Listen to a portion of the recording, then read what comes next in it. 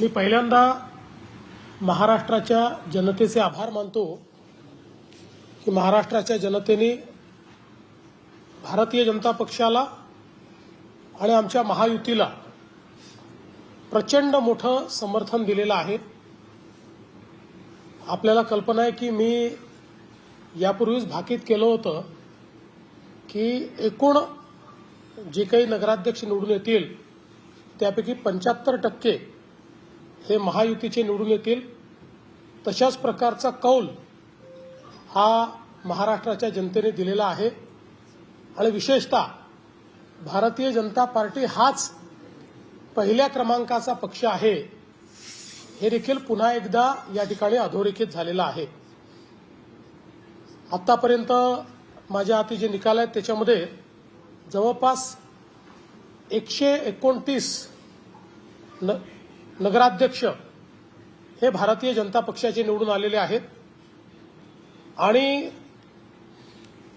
आपण जर बघितलं तर आमचे तिघांचे मिळून जे नगराध्यक्ष आहेत ते जवळपास 75% नगरसेवक आहेत, नगराध्यक्ष आहेत। आणि आपण नगरसेवकांचा जर विचार केला तर तिथे तर भारतीय जनता पक्षाने एक नवीन रेकॉर्ड तयार केला आहे। 2017 साली आम्ही नंबर 1 चा पक्ष होतो, त्यावेळी आमचे 1602 नगरसेवक होते। आता त्याच्यात दुपटीपेक्षा जास्त 3325 नगरसेवक हे भारतीय जनता पक्षाचे निवडून आलेले आहेत। त्यामुळे एकूण जी नगरसेवकांची संख्या आहे त्याच्या 48% एकट्या भाजपचे नगरसेवक हे निवडून आलेले आहेत। याचा अर्थ प्रचंड मोठं जनसमर्थन आम्हाला मिळालेलं आहे। मी आज विशेषतः आमचे जे सहयोगी आहेत श्री एकनाथराव शिंदेजी, श्री अजितदादा पवारजी यांचंही मनापासून अभिनंदन करतो। त्यांच्याही पक्षांनी अतिशय चांगला परफॉर्मन्स दिलेला आहे। एक प्रकारे विधानसभेचा परफॉर्मन्स हा आम्ही रिपीट केलेला आहे। या निवडणुकीमध्ये पहिल्यांदाच आमचे अध्यक्ष श्री रवींद्र चव्हाणजी यांच्या नेतृत्वात ही निवडणूक होत होती आणि त्यांच्या नेतृत्वातल्या या पहिल्या निवडणुकीत एक प्रचंड मोठं यश हे भारतीय जनता पक्षाला मिळालं। त्याबद्दल मी रवींद्र चव्हाणजींचे मनापासून अभिनंदन करतो। या निवडणुकीमध्ये रवींद्र चव्हाणजी असतील, आमचे पूर्व अध्यक्ष चंद्रशेखर बावनकुळेजी असतील आणि आमचे मंत्रिमंडळातले सहकारी असतील, या सगळ्यांनी खूप मेहनत केली, अतिशय चांगलं कोऑर्डिनेशन केलं। पक्षाची संघटना यामध्ये एक प्रकारे खूप चांगला संवाद हा स्थापित झाला आणि त्यामुळे एक अभूतपूर्व अशा प्रकारचा विजय मिळालाय। आणि विशेषतः 2017 पेक्षाही मोठा विजय हा आम्हाला या ठिकाणी मिळालेला आहे। मला असं वाटतं की गेल्या 20-25 वर्षाच्या महाराष्ट्राच्या इतिहासामध्ये इतका मोठा विजय कोणालाच मिळालेला नाही जो आज आम्हाला भाजप आणि महायुतीला मिळालेला आहे। आणि म्हणून मी नागरिकांचे खूप आभार मानतो। सगळ्यात महत्त्वाचं काही असेल तर या निवडणुकीमध्ये मी पूर्ण सकारात्मक प्रचार केला। एकाही सभेमध्ये एकाही व्यक्तीच्या विरोधात, एकाही पक्षाच्या विरोधात, एकाही नेत्याच्या विरोधात बोललो नाही। केवळ विकासावर मतं मागितली। आम्ही काय केलं हा ट्रॅक रेकॉर्ड सांगितला, आम्ही काय करणार आहोत याची ब्ल्यूप्रिंट मांडली आणि त्याला अतिशय चांगला प्रतिसाद हा सर्व लोकांनी दिला आणि मतदारांनी आम्हाला निवडून दिलं। त्यामुळे एक प्रकारे भारताच्या इतिहासातली ही पहिली निवडणूक असेल की ज्या निवडणुकीमध्ये एखाद्या पक्षाचा मुख्यमंत्री कोणावरही एक सूतभरही टीका न करता त्यांचा पक्ष विजयी होतो। एक प्रकारे लोकांनी आमच्या विकास कामांना दिलेली ही पावती आहे। मला या निमित्ताने हे देखील या ठिकाणी नमूद करायचं आहे की आज देशामध्ये माननीय मोदीजींच्या नेतृत्वात भाजप आणि एनडीए बद्दल जी काही सकारात्मकता आहे त्याचा आम्हाला विशेष फायदा याच्यामध्ये झालेला आहे. आणि विशेषतः आमचे जे शीर्षस्थ नेते आहेत, आमचे अमित भाई असतील, आमचे नड्डाजी असतील, आता नव्यानेच आमचे झालेले जे काही कार्याध्यक्ष आहेत नितीन नवीनजी असतील, एक प्रकारे संपूर्ण केंद्रीय नेतृत्वाने आमच्यावर विश्वास दाखवून सगळी जबाबदारी या निवडणुकीची राज्यावर दिली होती आणि ती अत्यंत चांगल्या पद्धतीनं आम्ही सगळे मिळून पार पाडू शकलो. विशेषतः या ठिकाणी मी उल्लेख केला की रवी चव्हाण असतील किंवा चंद्रशेखर बावनकुळे असतील, यांनी प्रचंड दौरा करून खूप मोठ्या प्रमाणात कोऑर्डिनेशन केलं आणि प्रत्येक विभागामधले आमचे जे नेते आहेत त्या नेत्यांनी देखील खूप चांगल्या पद्धतीनं त्या विभागामध्ये, मग पश्चिम महाराष्ट्रामध्ये चंद्रकांत दादा असतील, जयकुमार गोरे असतील किंवा आमचे राजे असतील, त्या ठिकाणी शिवेंद्र बाबा अतिशय चांगल्या पद्धतीनं त्यांनी त्या ठिकाणचं कोऑर्डिनेशन केलं. किंवा मराठवाड्यातले जे आमचे नेते आहेत, मग पंकजाताई असतील, अतुल सावे असतील किंवा संभाजी राव निलंगेकर असतील, मेघनाते बोर्डीकर असतील, अतिशय चांगल्या पद्धतीनं त्या ठिकाणचं त्यांनी कोऑर्डिनेशन केलं. इकडे आमच्या उत्तर महाराष्ट्रामध्ये आमचे गिरीश महाजन असतील किंवा जयकुमार रावल असतील, या सगळ्यांनी अतिशय चांगल्या पद्धतीचं कोऑर्डिनेशन या सगळ्या भागामध्ये केलं. अर्थात मी काही सगळ्यांची नावं घेऊ शकत नाही, यांच्यासोबत अनेक लोक हे खूप चांगल्या पद्धतीनं काम करत होते. विदर्भामध्ये बावनकुळे साहेब स्वतः पूर्ण लक्ष देऊन त्या ठिकाणी होते आणि संपूर्ण महाराष्ट्र पाहत असताना विशेषतः कोकणाचा सगळा भाग यामध्ये आमचे रवींद्र चव्हाण यांनी स्वतः खूप लक्ष घातलं आणि इतरही आमची जी सगळी नेते मंडळी तिथली होती या सगळ्यांनी खूप चांगल्या पद्धतीनं या निवडणुकीमध्ये काम केलं. विशेषतः सगळ्या मंत्र्यांना आम्ही जी जबाबदारी दिली होती ती जबाबदारी त्यांनी चांगल्या पद्धतीनं या ठिकाणी पार पाडली आणि म्हणून एक टीम एफर्ट हा या ठिकाणी आम्हाला पाहायला मिळाला. संघटना आणि मंत्रिमंडळ असे सगळे लोक टीम एफर्ट म्हणून त्या ठिकाणी काम करत होते. त्यामुळे आमच्या टीम बीजेपीचा हा विजय आहे, टीम भाजपचा हा विजय आहे. आणि अर्थातच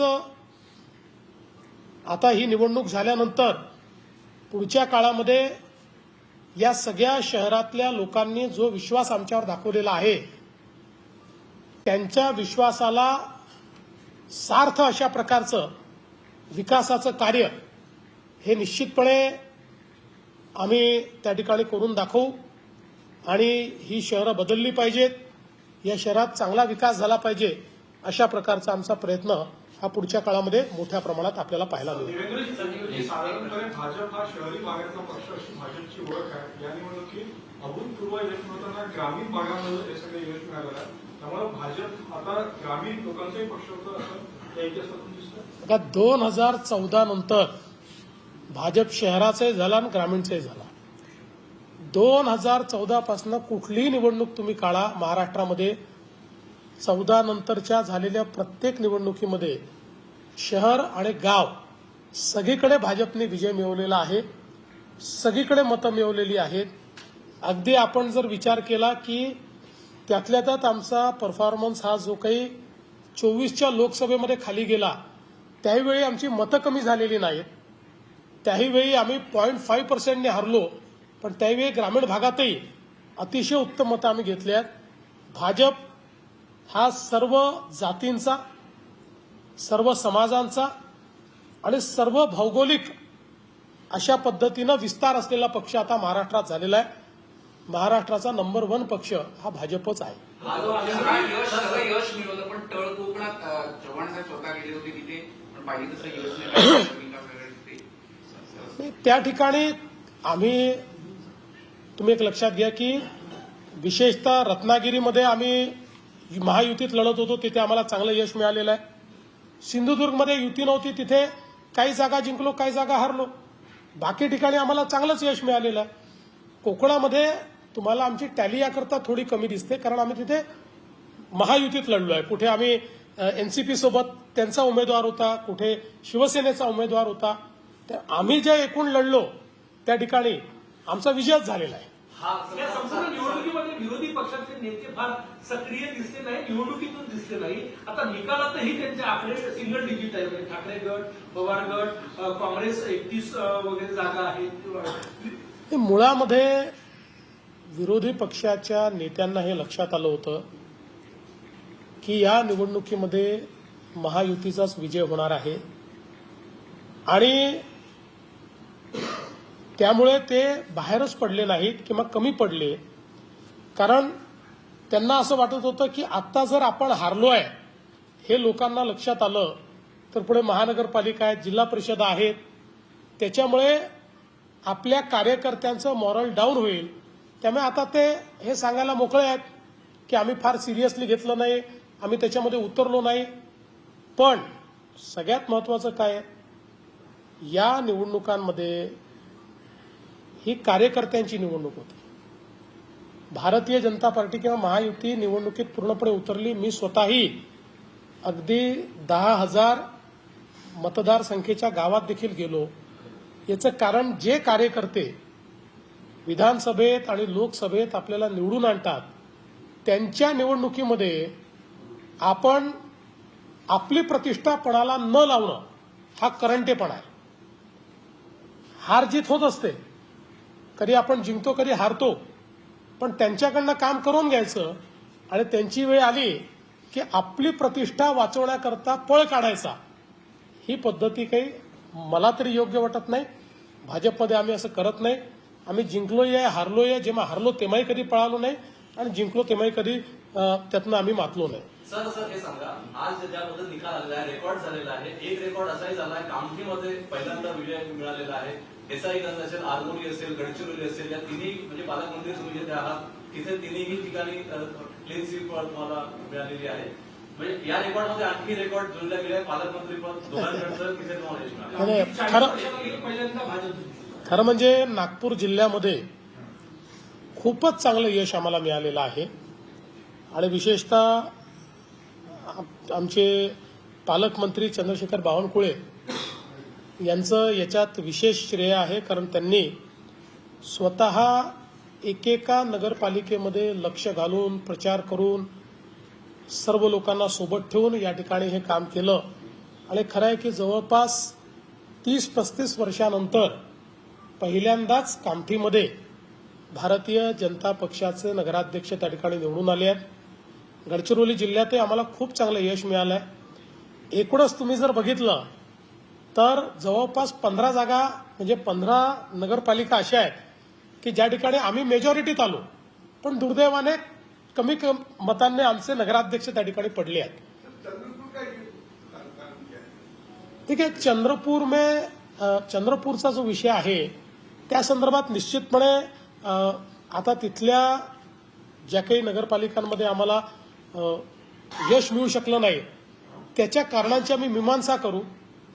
त्या संदर्भात निश्चितपणे, कारण आता महानगरपालिकेची देखील निवडणूक आहे, त्यामुळे निश्चित त्याची मीमांसा करून तिथे कुठे कमतरता राहिली आहे ती कमतरता दूर करण्याचा प्रयत्न करू. बोलून दाखवलेली आहे. त्यांनी म्हटलं की पक्षाने मला बळ दिलं नाही, काँग्रेस नेत्यांनी काँग्रेसच्या इथे बळ दिलं आणि आमचा पक्ष शनी शिंगणापूर नंतर दुसरा असा पक्ष आहे जिथे दार नाहीये, कोणीही केली प्रवेश नाही. असं नाही आहे, पक्षाला दारं असूच नयेत. पक्षाची दारं कुठल्या समाजाकरता बंद असू नयेत, कुठल्या व्यक्तींकरता बंद असू नयेत. पक्ष हा बिना दाराचाच असला पाहिजे. फक्त प्रवेश देत असताना व्यक्ती योग्य आहेत की नाही, पक्षाला फायद्याचे आहेत की नाही हे आपण बघितलं पाहिजे. त्यामुळे मला असं वाटतं की आज समजा पक्षाने काही प्रवेश दिले असतील तर त्याचा फायदाच झालेला आहे. संपूर्ण महाराष्ट्रामध्ये हा जो काही विजय आपल्याला मिळालेला आहे. पण समजा जर सुधीर भाऊंना कुठली ताकद कमी पडली असेल तर त्याची भरपाई ही आता महानगरपालिकेच्या निवडणुकीत आम्ही देऊ. पूर्ण ताकद देऊन चंद्रपूरची महानगरपालिका आम्ही निवडून आणू. देवेंद्र अशी सेमीफायनल होती असं म्हणता येईल, कारण की नगर परिषद नगर पंचायत 15 तारखेला फायनल होतं. त्याचं आकलन कसं करणार? भाजप महायुती मला असं वाटतं की याच्यामुळे एक गोष्ट स्पष्ट झालेली आहे की जनतेच्या मनात काय आहे. आणि निश्चितपणे माझं स्वतःचं आकलन आहे की आमच्या महायुतीला नगरपालिकेपेक्षाही जास्त चांगले निकाल हे महानगरपालिकेत मिळते. याहीपेक्षा चांगला परफॉर्मन्स आमचा महानगरपालिकेमध्ये असेल असा माझा विश्वास आहे. सर हे सांगा, सभा ज्या तुमच्या झाल्या होत्या सभांमध्ये तुमच्या भाषणाचा मुख्य मुद्दा हा होता की सत्ता जर तुमची आली, पाणी पुरवठ्याच्या योजना होतील, केंद्रातून पैसे मिळतील आणि इतर ज्या गोष्टी आहेत त्या गोष्टी, पाण्यामध्ये घाण जास्त होते, मिसळ जाते ग्रामीण भागामध्ये, आरोग्य खराब होतं, तर 200 पेक्षा जास्त ठिकाणी महायुती आलेली आहे, तर सर्वसामान्यांच्या आयुष्यावर काय परिणाम त्याचा होईल? जिथे महायुती आली आहे तिथे आणि जिथे आली नाही तिथेही आम्ही हे काम करणारच आहोत. तुम्ही बघा, माझ्या मागच्याही कारकिर्दीमध्ये 14 ते 19 मध्ये जवळपास महाराष्ट्रातल्या 400 पैकी 200 शहरांमध्ये आम्ही पिण्याच्या पाण्याच्या योजना, घनकचऱ्याच्या योजना, त्यानंतर भुयारी गटाराच्या योजना याला निधी उपलब्ध करून दिलेला आहे. त्या वेगवेगळ्या स्टेजवर आजही कामं काही चाललेली आहेत. त्यामुळे मुळात मी लोकांना हे सांगायचो की पहिल्यांदा केंद्र सरकारनेही शहरीकरण हा अभिशाप नाही आहे, तर शहरीकरण हे आपण नियोजित केलं तर 65% GDP शहरांमध्ये तयार होतो.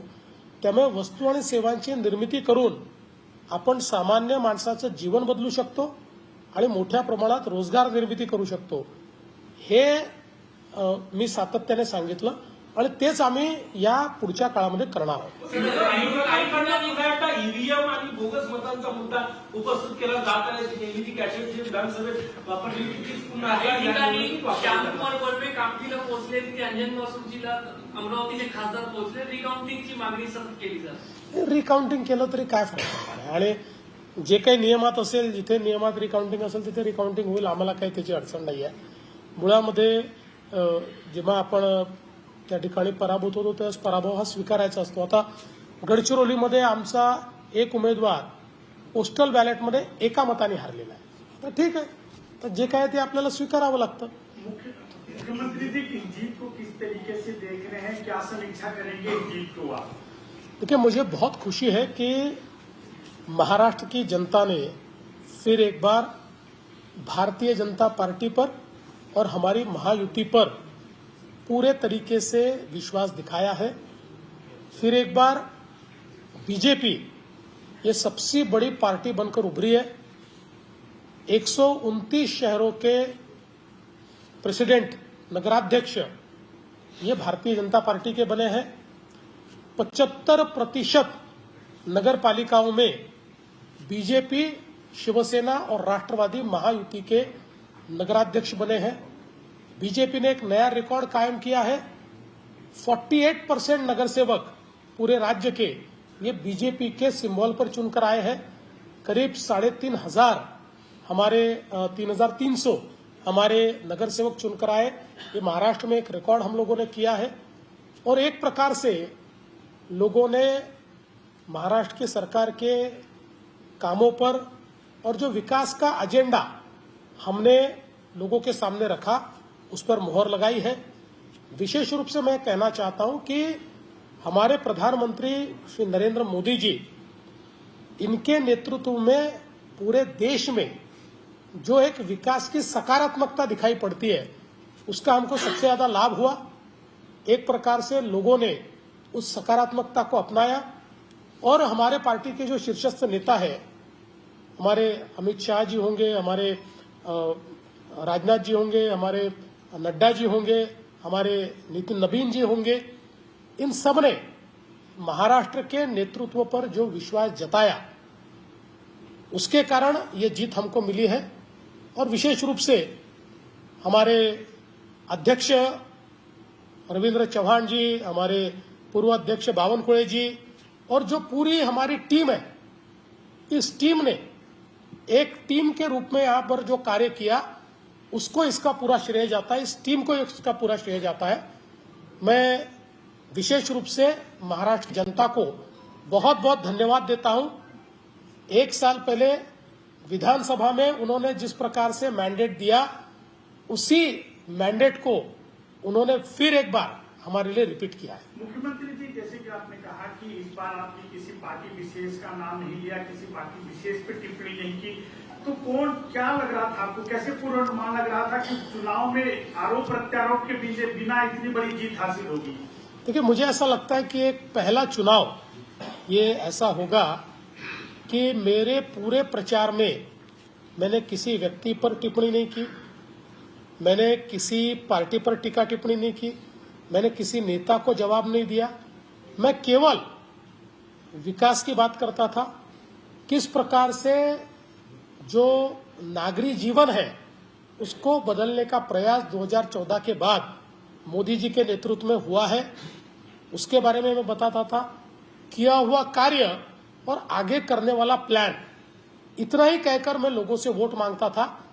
पहली बार 100% सकारात्मक वोट मैंने मांगा और 100% सकारात्मक वोट जनता ने हमको दिया। एक साल के दौरान महाराष्ट्र सरकार ने बहुत अच्छे डिसीजन लिए, राजस्व विभाग हो, बाकी सब विभाग हो, उसका विशेष काम लगाया जनता ने सरकार। बिल्कुल, देखिए, चूंकि क्या होता है कि ऐसा कोई भी चुनाव एक प्रकार से आपकी पॉलिसीज पर रिफ्लेक्शन होता है,